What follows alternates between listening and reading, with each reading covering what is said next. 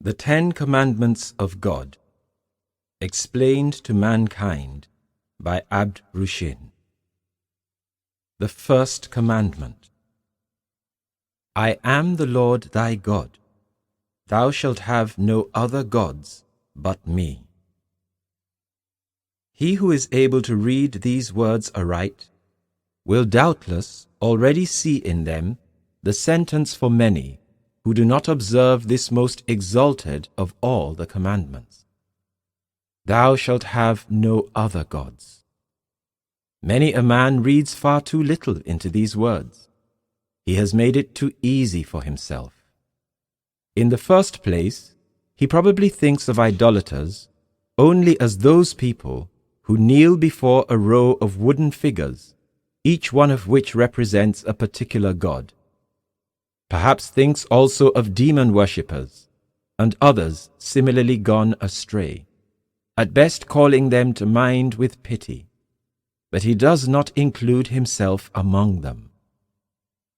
Just take a look at yourselves calmly for once, and examine yourselves as to whether perchance you belong to them after all.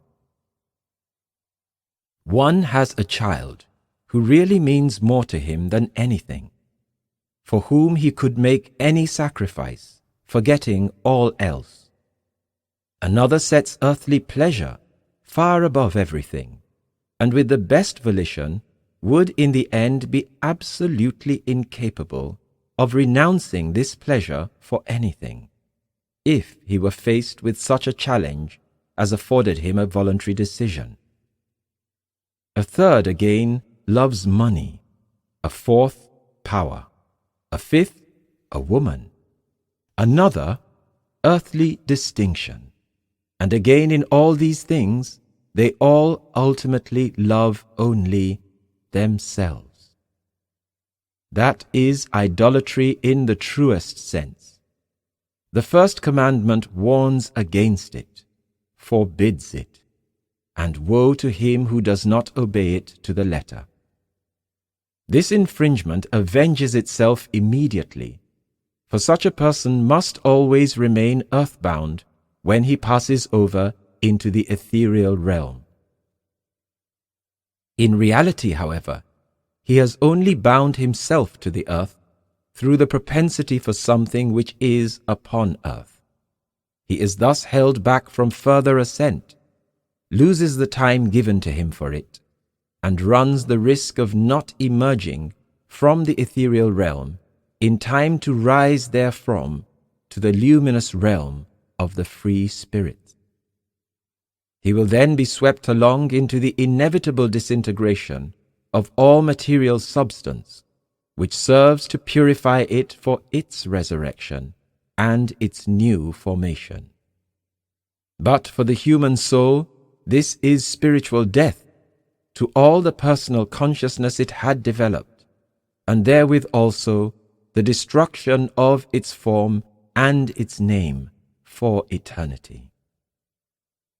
Obedience to this commandment is meant to give protection from this terrible fate. It is one of the most exalted commandments, because it remains the one most necessary to man. Unfortunately, he is all too apt to yield to some propensity which finally enslaves him. But whatever he allows to become a propensity, he therewith makes into a golden calf, which he sets in the highest place, and thereby also as a false deity or idol beside his God, very often even above him. Unfortunately, there are only too many propensities which man has created for himself, and which, with the utmost thoughtlessness, he readily adopts. A propensity is the predilection for something earthly, as I have already pointed out. Naturally, there are still many more of them.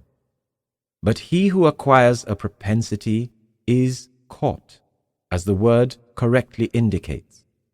Thereby he is caught by the gross material when he enters the beyond for his further development, and cannot easily detach himself again from it. he is thus retarded, held back. It can indeed also be called a curse that is a perpetual burden to him. The process is the same, no matter how it is expressed in words.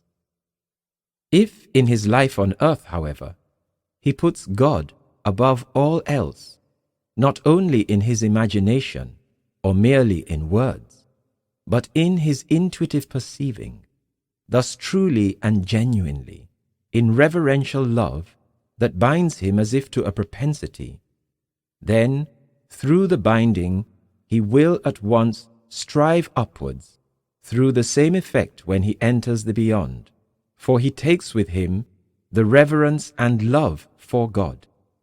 It supports him, and finally bears him into paradise, the abode of the pure spirits who have become free from all burdens, and whose binding leads only to God's luminous truth.